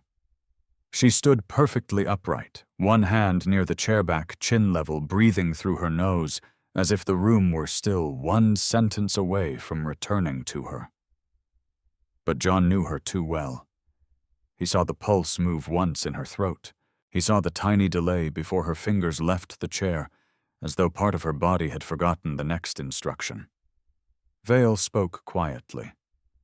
When were you going to tell the board, he asked, that your assumptions about authority were incomplete? Olivia answered with care. I did not know they were incomplete. Vale's face did not change. That is not the question I asked. A pause. Then Olivia said, I was not aware these founder protections retained active force. Outside counsel looked up from the packet. That answer may reduce intent, she said, but it does not reduce exposure. Olivia turned toward her slightly. Exposure for what Nora Whitfield answered before counsel could, for acting on structural assumptions that were not verified before separation, action authority revision, and archive escalation were already in motion. Her voice stayed calm. That made it worse. Meredith Lane shifted in her chair, and finally spoke, her voice thinner than before. With respect, there is still a difference between a bad assumption and misconduct. John watched Vale instead of Meredith. He wanted to see whether the older man would accept the softer exit being offered to him. Vale did not take it. Only if the bad assumption stops before it changes paper, he said. He looked down at the revision logs Miles had produced. These changed paper. That landed hard. Not because it was dramatic, because no one in the room could argue with it. Olivia's eyes moved briefly to the pages, then back to Vale. All executive action depends on available information, she said. I acted on what I had. John almost closed his eyes. Not because the sentence was wrong, because he had heard versions of it before. On layoffs, on route closures, on vendor cuts. The language of someone who had trained herself to convert harm into procedure until it no longer looked like harm. Vale's attention sharpened, and when the information was incomplete, you accelerated. She did not answer. That silence answered for her. Outside counsel closed the founder packet, then turned to Vale. I advise immediate suspension of any further action tied to Mr. Johnson's termination, any authority reassignment based on these assumptions, and any archive review initiated under the current classification until governance validation is complete. There it was. Not caution, not suggestion. Advice with institutional weight. Vale nodded once as though the sentence matched something he had already concluded. Done, he said. He looked at Meredith. No more revisions, No side memos, no narrative language. Meredith swallowed and nodded. Then he looked at Miles. You preserved copies of all this? Yes. Everything. Everything that moved through my side of the sequence. Vale let that sit. Then he turned back to John. Why didn't you disclose your position earlier? It was a fair question.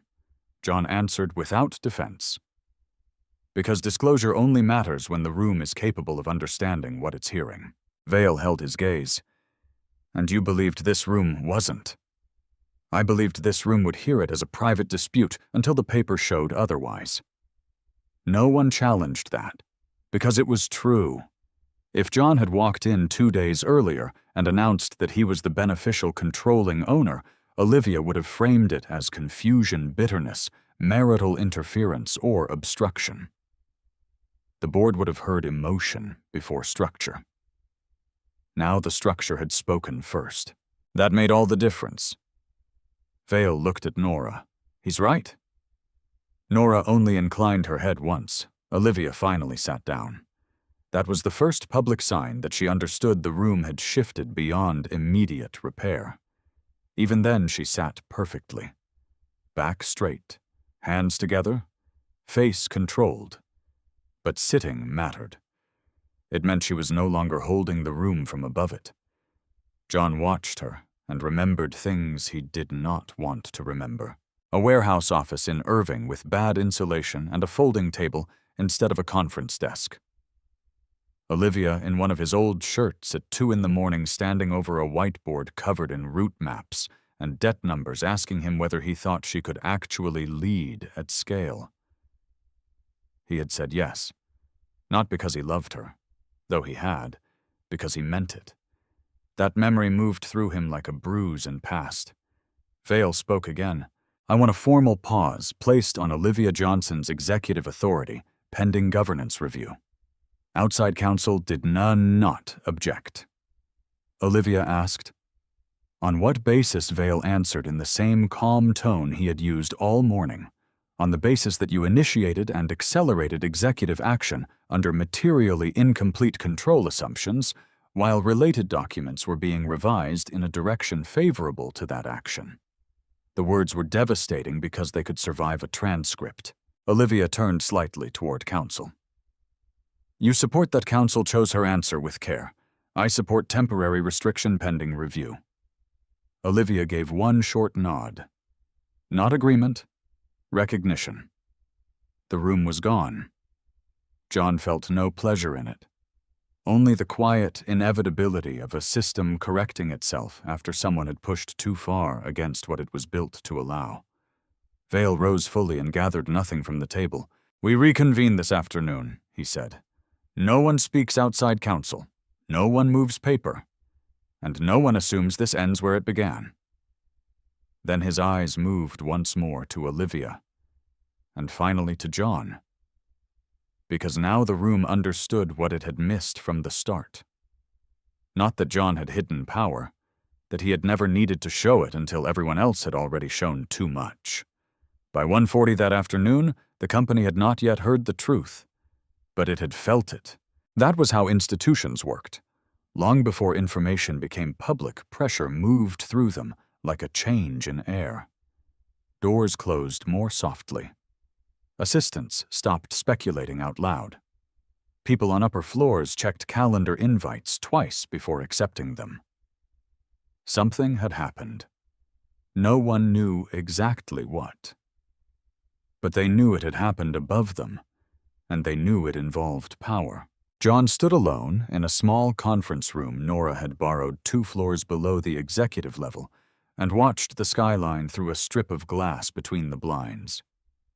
Dark suit, white shirt, tie loosened now, one hand in his pocket, the other resting near a stack of reviewed documents. On the table behind him were 2 neat piles. One contained what had been proven, the other contained what still needed to be done. That distinction mattered more than emotion. He heard the handle turn before the knock came. Miles stepped in first, then closed the door behind him. He carried a fresh folder and looked composed enough to fool anyone who had not watched him these last 48 hours. They finished preliminary validation, Miles said. John glanced toward the folder. And enough to freeze everything, Miles said. Not enough to clean it yet. John opened the folder. Inside were council notes, a governance hold order temporary suspension language for Olivia's authority, and a list of required internal reviews. There were names, too. Meredith Lane. One outside consultant. One governance analyst from records. What about the rest of the board? John asked. Divided Miles said. Vale is ahead of them, which helps. Vale was not a moral man. John had never mistaken him for one. But he understood institutional survival. Olivia, John asked. Miles hesitated. She hasn't left the executive floor. Council's with her on and off. No one goes in without being logged. John nodded. Vale wants your answer by 3, Miles said. John looked up. My answer to what who stays. That settled into the room quietly. Justice sounded clean when people told stories about it. In practice, it looked like names on pages and choices that affected careers, mortgages, and reputations long after the emotional center of the scandal burned out. John closed the folder. Sit down. Miles did. For a moment, neither man spoke. Then Miles said, This is where people usually make it personal. John almost smiled. Usually? She tried to erase you. She tried to control the story, John said. Erasing me was part of that. Does the distinction matter? John looked at the 2 piles on the table. Yes. Miles waited. After a few seconds, John said, If I treat everyone involved as if they meant the maximum harm possible, I become as careless as she was. If I treat everyone as innocent because they followed the room, I become naive. Neither helps. Miles's eyes sharpened. So you're separating architects from instruments. Exactly. Precision. John reached for the first sheet. Meredith Lane.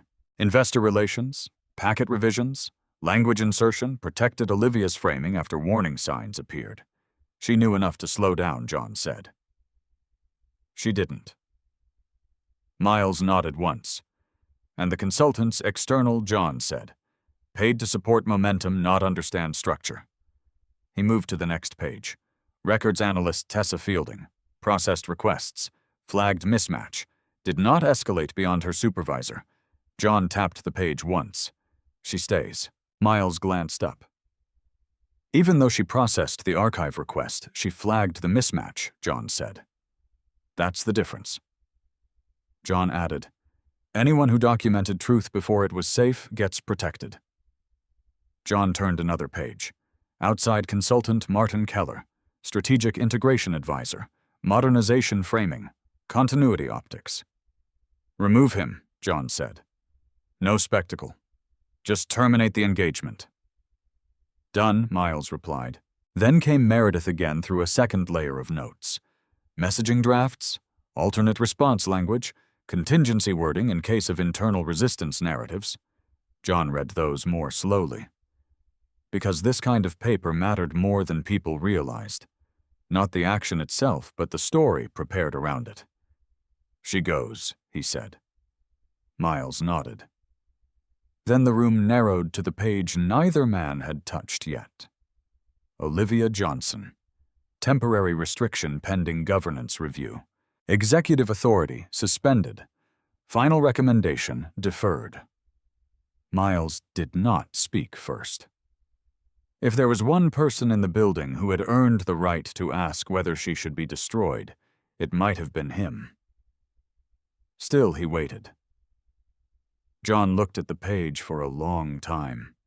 He remembered the beginning despite himself. A cramped office, borrowed furniture, Olivia standing in front of a whiteboard with a debt schedule. The first investor dinner where she wore a dress they could barely afford because presentation opened doors numbers alone could not. Miles broke the silence carefully.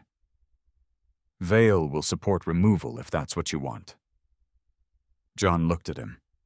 I know. And if it isn't? John lowered his eyes back to the page. Then the company sees whether she can operate under truth instead of momentum. John could feel the question still present, so he answered it more directly. I'm not giving her the company, he said. I'm deciding whether what she did requires destruction or correction. That was the heart of it. Not vengeance, not forgiveness either. Fitness. Can this person still be trusted inside the structure she tried to bend? He set the page down. Temporary retention, he said. No unilateral authority. No governance access, no records action, no personnel changes, everything reviewed. Miles's eyes lifted. You'd keep her in. For now, John said. Under terms she did not choose, because it was harsher in some ways than throwing her out. Removal could become martyrdom. Restrained continuation under scrutiny forced exposure to keep doing its work. Miles wrote it down. John added, if she lies once more, she's done. At 2:52, Vale entered without knocking. He closed the door behind him and looked from John to Miles to the reviewed stack on the table. Well? John turned the top page toward him. Vale read in silence. Then he looked up. You're not taking the CEO seat? No. Vale's expression shifted slightly. Why? Because the seat was never the point, John said. Vale held his gaze a moment longer, then nodded once. One more thing, he said. She asked to speak with you before the board reconvenes. The room went quiet again. John looked toward the window, where the afternoon light had turned warmer over Dallas. Then he looked at Vale. And I assume you told her that depends on me. Vale said nothing. He did not need to. John did not answer Harrison Vale immediately. The conference room had emptied, except for the three of them. Miles sat with the revised pages in front of him, no longer writing. Vale remained standing near the half-open door, one hand still on the papers that would shape the next 2 hours. The afternoon light had shifted lower across the carpet, turning the edges of the room gold while leaving the center in cooler gray. She asked to speak with you, Vale repeated. John looked at the city through the narrow strip of glass beside the blinds. Traffic moved along Cedar Springs in patient lines. A bus stopped at the corner. Somewhere below, people stepped out of cafes carrying iced drinks, phones, and ordinary problems. None of them knew a company had just split open above them. Alone? John asked. Vale gave a short nod. With counsel outside the door if you insist, I don't. Vale studied him for a moment. You're sure? Yes. That seemed to settle something in the older man. Not trust, exactly. More like recognition. A person who did not need procedural shields in a moment like this was either reckless or clear. By now, Vale understood which one John was. He stepped back from the door. 10 minutes. No commitments. No side arrangement. Nothing verbal that alters the board's position. John gave the slightest nod. I know. Vale looked at Miles. You stay here. Miles nodded once. Then Vale left, closing the door softly behind him. The room went quiet again. For a few seconds, John remained where he was, one hand resting lightly against the conference table. He was aware of his own breathing, of the faint hum of the vent overhead, of the paper smell that clung to rooms where decisions had just become records. Miles broke the silence. You don't have to do this. John looked at him. I know. She'll try to recover ground. She already lost the ground. Miles said nothing to that, because it was true. This conversation, if it happened, would not be about who controlled the company. The documents had already answered that. It would be about something less clean and more dangerous, whether Olivia still understood the difference between losing power and losing herself. John straightened and picked up his jacket from the back of the chair. Keep the marked packet with you, he said. I wasn't planning to let it out of my sight. That almost earned a smile. Almost. John left the room and walked down the executive corridor without hurry. People noticed now. That was one of the few visible differences. Assistants who once looked past him now stepped slightly aside. A legal analyst holding a tablet paused near the copy alcove and lowered her voice mid-sentence as he passed. Two men from finance near the far glass wall stopped speaking altogether. No one approached him. No one offered forced politeness. Recognition had replaced dismissal. It did not feel good, only accurate. Vale was waiting outside Olivia's office with outside counsel, a black woman in a charcoal suit, whose face had settled into the kind of neutrality lawyers used when they knew the next conversation might matter later. Vale checked his watch, then looked at John. "She's inside." John nodded. Counsel opened the door for him, but did not enter. He stepped into the office alone. It was colder than the rest of the floor. Olivia was standing by the window with her back to him. No jacket now. The ivory blouse remained sharp, but the structure around her had softened in small ways. The room would not have noticed if it were still trying to admire her. Her sleeves were rolled once. Her hair, still straight, had loosened slightly along one side. The city behind the glass made her reflection seem doubled, one woman inside the office, one superimposed over the skyline. She did not turn immediately. For 1 second, John saw the room as if from outside it, the woman who had once helped build something impossible. The man she had tried to remove from it. No board, no counsel, no audience. Just the damage after the paperwork. Finally, she turned. The first thing he noticed was not her face. It was the absence of performance. No polished stillness. No executive smile. No sharpened detachment. She looked composed because she had trained herself to remain composed, but there was strain in the effort now. Real strain. "You came," she said. John closed the door behind him. "You asked." That answer passed between them and settled. Olivia crossed to the desk, but did not sit. Neither did he. For a few seconds, neither spoke. The office held the quiet evidence of interruption, an uncapped pen near an annotated memo, a coffee cup gone cold, a notepad with one word boxed twice in black ink. Control. John saw it upside down from where he stood. Of course. Olivia followed his gaze and turned the notepad over. "That's not funny," she said. "I'm not laughing." She accepted that without comment. Then she said the thing he had known she would say first. "You let this happen." Not shouted. Worse. A low sentence offered as if blame could still be divided cleanly. John looked at her. "No," he said. "I let you keep moving. That's the same thing, no." He did not raise his voice. "You made choices with incomplete information and called it leadership. You revised language before you verified structure. You tried to remove me through process because process was the only force you thought would leave your hands clean." Her jaw tightened once. "You could have stopped it before the boardroom." "Yes. Why didn't you?" That was the real question. John looked at her for a long moment. "Because if I had stopped you too early, you would have turned it into a marriage argument, not a governance failure." Olivia held his gaze. "And what is it now, a governance failure?" The words landed hard because neither of them could honestly dispute them. She looked away first toward the skyline. Then she said, "I built this company too." "Yes." The answer came without hesitation. That seemed to hit her harder than disagreement would have. "You built what the world saw," John said. "You scaled it. You sold it.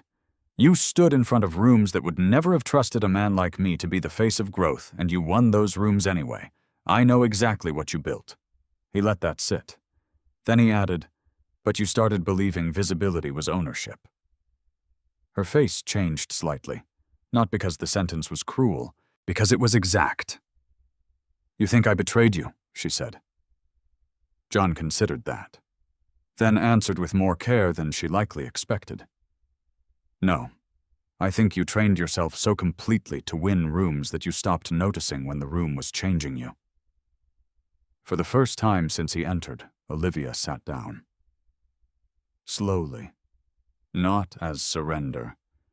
As if her body had finally claimed a truth her mind had postponed. Her voice, when it came again, was quieter, If Vale follows through, they'll keep me under review. They'll strip everything that made the role mine. John did not soften. It was never yours in the way you thought. She absorbed that without flinching. Then she asked, "Why keep me at all?" There it was, the question beneath every other one. Not why expose me. Why not destroy me? John looked at the cold coffee on her desk, the turned notepad, the city behind her shoulder. "Because removal is easy," he said. "Correction is harder. And because I still need to know whether you understand what you actually did." She looked down at her hands. "Do you?" he asked. When she finally looked back up, there was no performance left in her face. "I thought I was protecting the company," she said. John held her gaze. "No," he said. "You were protecting your version of control." The office went silent. Then John stepped back toward the door. Olivia spoke once more. "If I had asked sooner, would you have told me?" He looked at her one last time. "Yes." Then he opened the door. 3 weeks later, the building sounded different. Not louder, cleaner. John noticed it the moment he stepped out of the elevator on 11 and into the executive corridor that had once softened every decision into something expensive and distant. The rhythm had changed. People no longer moved as if optics came first. They moved as if records did. Doors stayed open longer. Meetings began with fewer polished sentences and more actual questions. Assistants asked for written confirmation instead of trusting assumptions whispered in hallways. Legal stopped accepting summary language without source attachments. Governance logs were no longer treated as clutter, but as structural memory. John had not reclaimed an office on the executive floor. He had refused the larger one Harrison Vale offered, and taken a smaller corner room on 8, overlooking the east side of the city. No nameplate, no dramatic move, no symbolic throne. Power did not need to announce itself now. It only needed to remain legible. As he passed the conference suite, a junior legal analyst stepped aside and gave a small nod. For years, people in this company had known him only as the quiet husband, the systems man who stayed out of rooms where important things were supposedly decided. Now they knew better. John reached his office and found Miles already inside, seated near the window with a tablet, a yellow legal pad, and 2 clipped packets. He looked up. "You're early." "You say that every morning," John replied. Miles almost smiled. "Because it keeps being true." John took the chair opposite him. "What's first operations review? Then final governance recommendations. Then Vale at 10:30. John opened the file. The first packet contained audit closures, access reform notes, and revised review chains. Nothing glamorous, everything essential. After the drama came the work that kept institutions from repeating themselves. Access control now required dual verification on archive-linked requests. Governance language revisions needed source comparison before circulation. Interim approvals on executive reclassification had been eliminated entirely. The new policies were not complicated, just harder to abuse. "You kept Tessa Fielding," Miles said. She noticed the mismatch. She was shocked you remembered her name. "If the people who tell the truth early get punished, John said the whole structure rots again." Miles nodded once. At 10:33, Harrison Vale arrived with no assistant and no jacket, holding a single folder under one arm. He closed the door behind him. "How's the kingdom?" he asked. Functional John said. Vale sat. "I'll take that as progress." Miles handed him the governance summary and left without being told to. Vale scanned the first page. "The board is ready to make Olivia permanent under restricted authority. You already decided it's cleaner." "It is cleaner," Vale said. Olivia had spent the first week under restriction without a single side move. No unauthorized records request. No private messaging campaign. No reshaping of narrative through investor channels. She came to review meetings on time, answered directly, and accepted every limitation in writing. The board would retain her as operational CEO, under hard governance limits, council review, and oversight, architecture she could no longer bypass. She would run the visible company. She would not control what lay beneath it. John had agreed because destruction was easy. Correction required someone to live inside what they had misunderstood.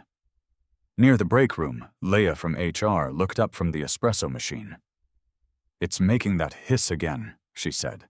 John stepped closer, listened once, and opened the lower panel. Loose connector, same as before. He tightened it with a coin from his pocket. The machine steadied. Leah laughed softly.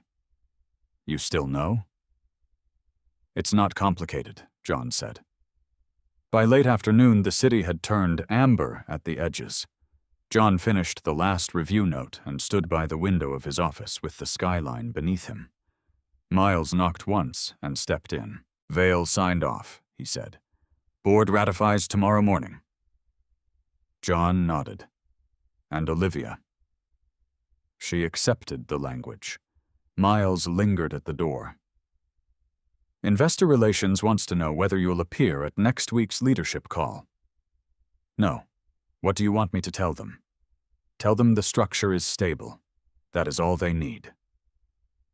At 6:02, John took the elevator down to the lobby.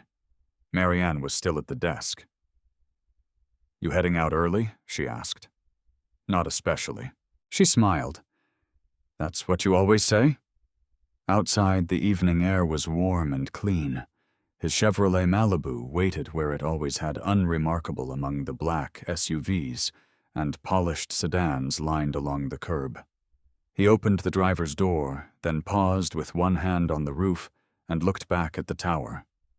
Same building, same glass, same logo, but not the same company, because now the people inside it knew that titles were visible things, and visible things could be arranged, sold polished, and misunderstood. What mattered was the structure beneath them, the truth beneath the performance. On some floors, they would still lower their voices when his name came up. On others, they would keep moving wiser, now less certain of appearances. That was enough for him. He had never wanted admiration. He had wanted accuracy, and at last the building had learned it quietly. John got into the car and started the engine. No applause followed him. Only the quiet sound of a machine built to keep moving once someone honest had corrected its alignment. He pulled away from the curb and merged into traffic under a sky turning copper over Dallas. And somewhere above all of it, people would remember. Not the drama, the correction. That was enough. Because in the end, John Johnson had not won by being louder, more visible, or more ruthless. He had won by understanding what was real before anyone else remembered to ask. And that was the weight quiet men carried.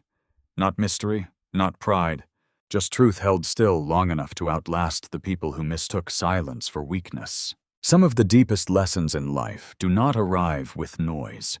They arrive after the damage, when everything settles, and you finally see who stayed calm, who stayed honest, and who never needed to shout to be strong.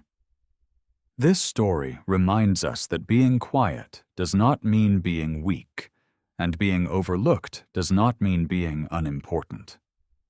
Many people judge value by appearances, titles, charm, and visibility. But real worth often lives deeper than what the world can see. It lives in character, patience, preparation, and truth. There are moments in life when reacting too quickly feels satisfying, but wisdom often looks different.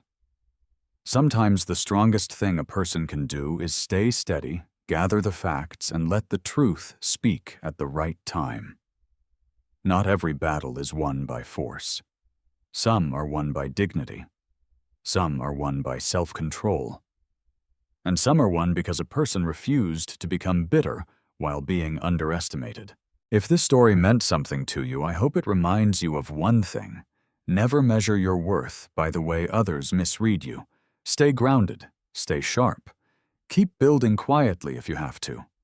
The right moment always reveals more than anger ever could. If this touched you, Share your thoughts in the comments.